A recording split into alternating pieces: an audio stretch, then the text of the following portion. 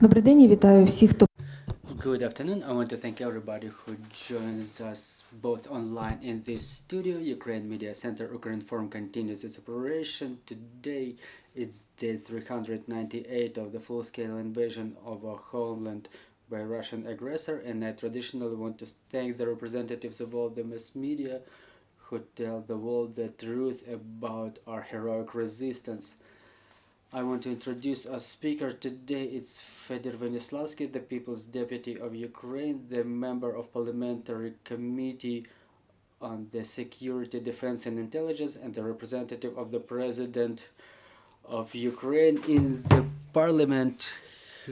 Yes, I want to join you in these words, the appreciation of the work of the journalists, because we see that this information component of the Russian aggression is something that was intensified lately by Russian Federation, and we should continue countering it in the information front. Well, the Putin's arrest warrant was discussed in everywhere. So what are the further steps that we expect from International Criminal Court? What should be the further steps taken by Ukraine, and how this arrest warrant will influence the supplies of weapons by international partners to Ukraine? Well, the fact that the ICC issued the warrant for arrest of Vladimir Putin is the unprecedented step, and this step is very important from the point of view of international legal policy and the evaluation of those war crimes and barbarity committed by Russian Federation by the international community. That was all those crimes were blessed by the top level government officials of Russian Federation, specifically Vladimir Putin. And I want to say that the warrant related to those crimes against humanity that are incriminated to Putin, the forced deportation of Ukrainian children to Russian Federation, is just a minor, however important step on the way of bringing Putin and top-level government officials and military commanders to international justice, because this case, as we're used to say now, it's the most obvious, and the evidences of such relocation are already proven, and we don't have to prove them based on those regulations being adopted in Russian Federation. Is the top-level government officials who are involved in this process, moreover, are convinced that more criminal acts, more war crimes, such as crime of aggression, to be investigated by international tribunal on which we work together in cooperation with our partners, and other war crimes to be investigated by International Criminal Court, which already stated about their active stance on the war crimes committed by Russia in Ukraine at this moment. For us, first of all, what's important is the consolidation of the Western world.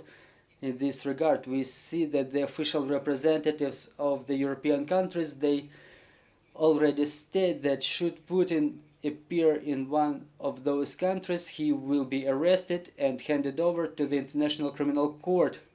The Russian top-level government officials and their lawyers, they state that Russia did not ratify the Rome Statute. It's null because the International Criminal Court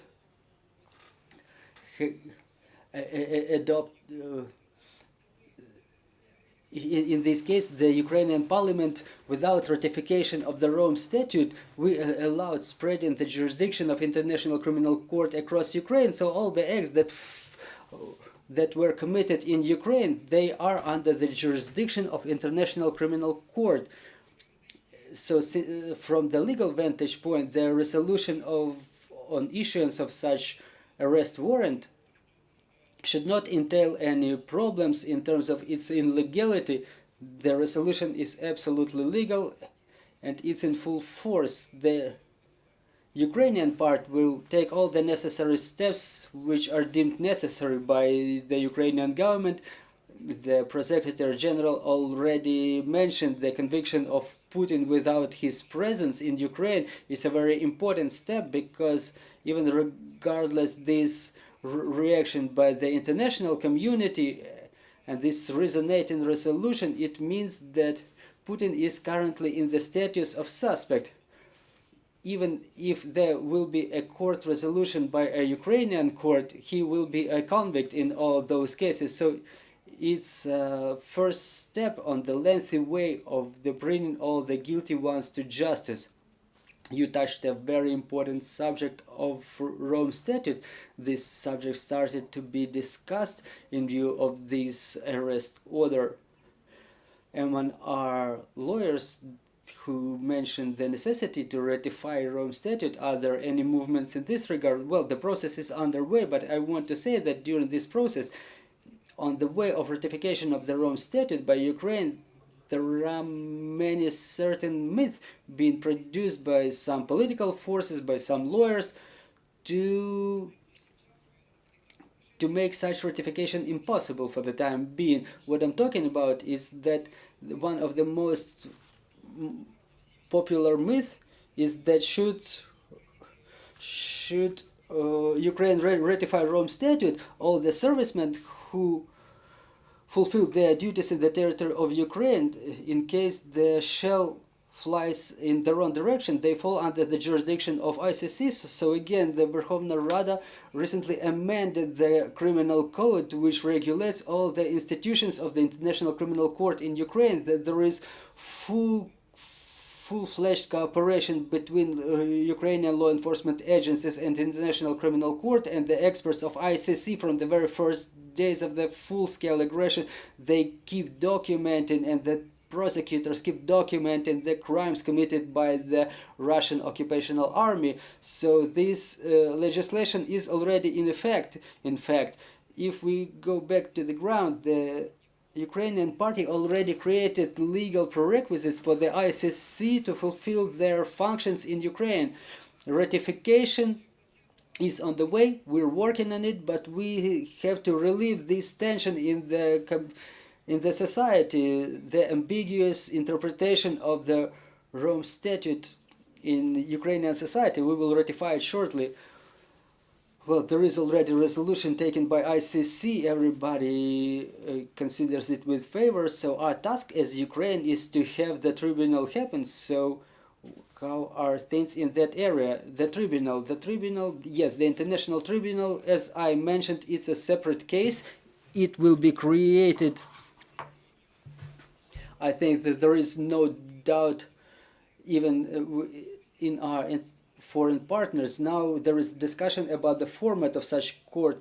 It should be an ad hoc court. So the tribunal created for investigation of specific crime of unprovoked aggression waged by Russian Federation in 2014 and expanded in 2022. So there are two main models considered. The ideal model from the point of view of acceptance by the international community is creation of the tribunal under the mandate of United Nations. Now we have a problem here. Russia is the permanent member of the Security Council of the United Nations, and that was a right vested in themselves by themselves, actually, because it's the Soviet Union which is mentioned in the Statute of the United Nations. However, there is no single stance, a joint stance on the illegitimacy of Russia's participation in the Security Council of the United Nations. So we have to be conscious that Russia will use their right of veto to veto any resolution of the Security Council of the United Nations. And meanwhile, Russia is still there.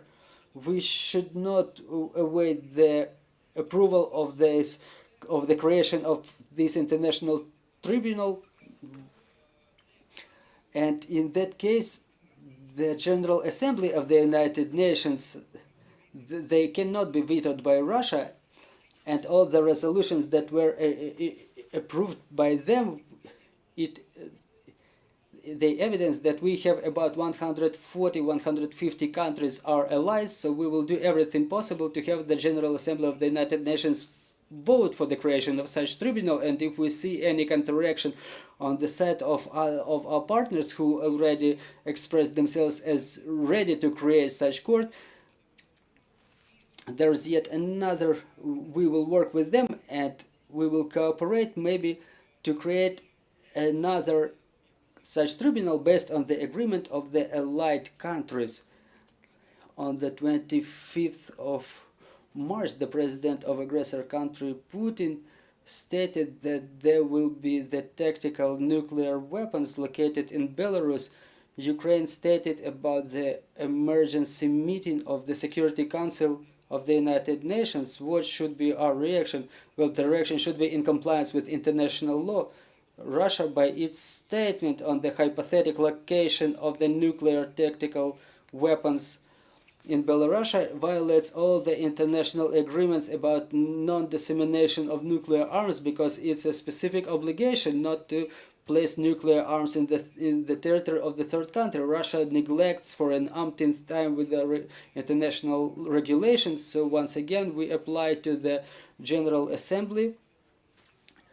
I think we will cover this issue in more detail to draw the attention of international community. It's also important because regardless of all the ambiguity of Budapest memorandum that we discussed a lot of times, and the fact that it's ignored by all the signatories, Russian Federation, again, I want to remind you that when they started the war and the discussions about Budapest memorandum started, they said that they don't threat with nuclear arms.